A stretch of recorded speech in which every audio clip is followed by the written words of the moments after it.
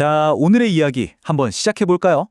완전한 자유에 이르는 길이 딱 하나만 있을 거라고 생각하고 그 길을 찾아 나선 한 사람이 있었습니다. 그런데 놀랍게도 그 여정의 끝에서 수많은 문을 발견하게 되죠.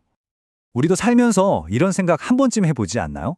이 모든 번뇌에서 벗어나서 완전한 평화를 얻는 단 하나의 확실한 방법. 그런 게 과연 존재할까요? 이 질문이 바로 오늘 우리가 함께 풀어볼 이야기의 가장 중요한 핵심입니다. 시간을 거슬러 올라가서 약 2500년 전으로 가보죠. 오늘의 주인공 다사마를 만나볼 시간입니다. 그는 무슨 특별한 수행자가 아니었어요. 우리처럼 그냥 하루하루를 살아가는 평범한 사람이었죠. 근데 이 중요한 질문의 답을 너무나도 알고 싶어서 붓다의 뛰어난 제자였던 아난다 존자를 찾아 아주 긴 여정을 떠나게 됩니다. 그럼 다사마가 아난다 존자에게 던진 질문이 정확히 뭐였을까요? 그는 그냥 막연한 답을 원한 게 아니었어요. 아주 구체적이고 실천할 수 있는 그런 해답을 원했죠. 바로 붓다께서 가르치신 것 중에 우리를 번뇌의 소멸로 이끌어주는 단 하나의 방법이 있냐는 거였습니다. 이게 바로 다사마의 질문입니다.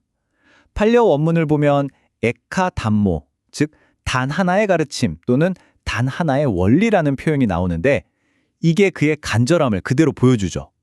복잡한 이론 말고요. 내가 지금 당장 붙잡고 실천할 수 있는 명확한 길 하나만 알려달라는 거였어요. 자, 여기서 이야기가 아주 예상치 못한 방향으로 흘러갑니다. 아난다는 다사마의 질문에 그렇다고 대답은 했지만 그가 제시한 건 단 하나의 길이 아니었습니다. 놀랍게도 그는 불사, 즉 열반으로 이르는 11개의 문을 활짝 열어서 보여줍니다. 아난다는 이 11개의 문을 우리가 이해하기 쉽게 딱 3가지 그룹으로 나눠서 설명해 줬습니다. 첫 번째는 4가지 깊은 명상 상태, 즉 선정이고요. 두 번째는 4가지 거룩한 마음, 그리고 마지막은 물질적인 형태를 넘어선 3가지 경지입니다. 자, 지금부터 저와 함께 하나씩 차근차근 따라가 보시죠. 첫 번째 문은 바로 초선정입니다. 이게 뭐냐면 세상의 모든 시끄러운 소음과 온갖 걱정거리에서 딱 벗어나서요.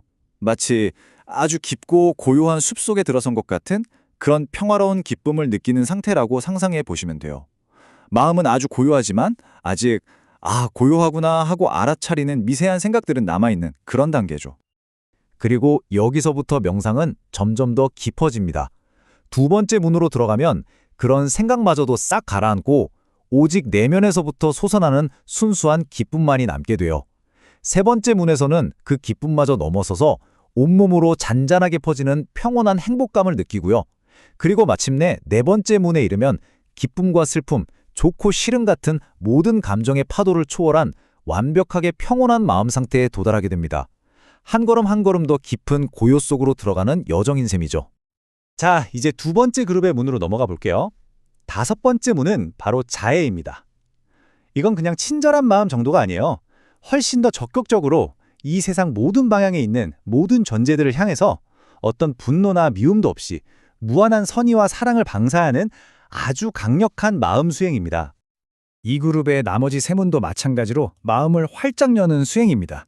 연민은 다른 존재의 아픔을 보면서 저 고통에서 벗어났으면 하고 돕고 싶은 마음을 키우는 거고요. 함께 기뻐함은 친구의 좋은 소식을 들었을 때 질투하는 대신에 정말 진심으로 같이 기뻐해주는 그런 마음이죠. 그리고 마지막 평온은 누가 나를 칭찬한다고 들뜨지도 않고 비난한다고 무너지지도 않는 마치 태산처럼 흔들림 없는 마음의 균형을 닦는 겁니다. 자, 이제 아난다가 마지막 3개의 문을 소개합니다. 이건요, 가장 미세하고 심오한 경지인데 마음이 물질적인 형태에 대한 인식을 완전히 뛰어넘어선 그런 상태를 말합니다. 이 마지막 3개의 문은 사실 상상하기가 좀 어렵습니다. 첫 번째는 내 몸과 세상의 경계가 사라지고 내 인식이 마치 끝없는 우주 공간처럼 무한하게 확장되는 경험이고요. 두 번째는 그 무한한 공간을 인식하는 의식 그 자체가 무한하다는 것을 아는 경지입니다. 그리고 마지막은 공간도 의식도 아닌 아무것도 없음이라는 인식만이 존재하는 모든 개념이 사라져버린 지극히 고요한 상태를 말합니다. 자, 여러분, 이제 정말 중요한 부분입니다. 지금까지 아난다는 11개의 서로 다른 문을 보여줬잖아요. 그런데 사실 그 모든 문을 진짜 해탈의 문으로 만들어주는 단 하나의 공통된 열쇠가 있다고 말합니다. 깊은 명상에서 오는 엄청난 희열이든 온 세상을 껴안는 자애심이든 아니면 저 무한한 공간의 경지이든 이렇게나 다른 경험들을 하나로 묶어서 해탈로 이끄는 공통분모는 과연 뭘까요? 바로 이겁니다. 이 가르침이 모든 것을 관통하는 열쇠예요. 아무리 황홀하고 아무리 평화로운 경지에 도달하더라도 바로 그 순간 이 엄청난 경험조차도 여러 조건들이 모여서 잠시 일어난 것이구나. 영원하지 않으니까 결국은 사라지겠구나. 라고 그 본질을 꿰뚫어 아는 지혜. 이것이 바로 모든 문을 여는 마스터키라는 겁니다. 그러니까 핵심은 이거예요. 해탈은 어떤 특별한 상태, 그 자체가 아니라는 거죠. 그 어떤 멋진 상태에 머물더라도 바로 그 상태의 무상함을 통찰해서 거기에 집착하지 않게 되는 것. 바로 그 지혜가 우리에게 진짜 자유를 가져다주는 열쇠인 셈입니다.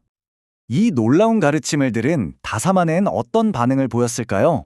에이, 하나만 알려달랬는데 하고 실망했을까요? 전혀요.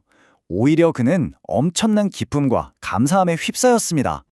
다사마의 마음을 이 비유만큼 잘 표현할 수 있을까요? 그는 보물창고로 들어가는 문을 딱 하나만 찾아 헤맸는데 알고 보니 사방에 보물로 통하는 11개의 문이 활짝 열려 있었다는 걸 깨달은 거죠. 얼마나 기뻤겠어요. 그는 또 다른 비유를 듭니다. 집에 불이 났는데 탈출할 문이 하나뿐이라고 생각해서 막막했거든요. 그런데 알고 보니까 어느 쪽으로든 안전하게 나갈 수 있는 문이 11개나 있었다는 걸 발견한 것과 같다고 말이죠. 이건 어떤 길을 선택하든 지혜라는 열쇠만 있다면 결국 평화에 이를 수 있다는 깊은 이해를 보여주는 대목입니다. 결국 오늘 이야기의 핵심은 바로 이 숫자 11입니다. 해탈로 가는 길이 딱 하나뿐이라고 생각하면 어쩐지 부담스럽고 막막하게 느껴질 수 있잖아요. 하지만 사실은 우리의 성향과 조건에 따라서 선택할 수 있는 다양한 문이 있다는 것, 이것이야말로 이 이야기가 우리에게 주는 정말 위대하고 희망적인 메시지가 아닐까 싶습니다. 깊은 집중의 문, 무한한 사랑의 문, 아니면 모든 형태를 넘어선 인식의 문. 여러분의 마음은 어떤 문에 가장 끌리시나요? 이 고대의 지혜가 여러분 각자의 길을 찾는데 작은 영감이 되기를 바랍니다.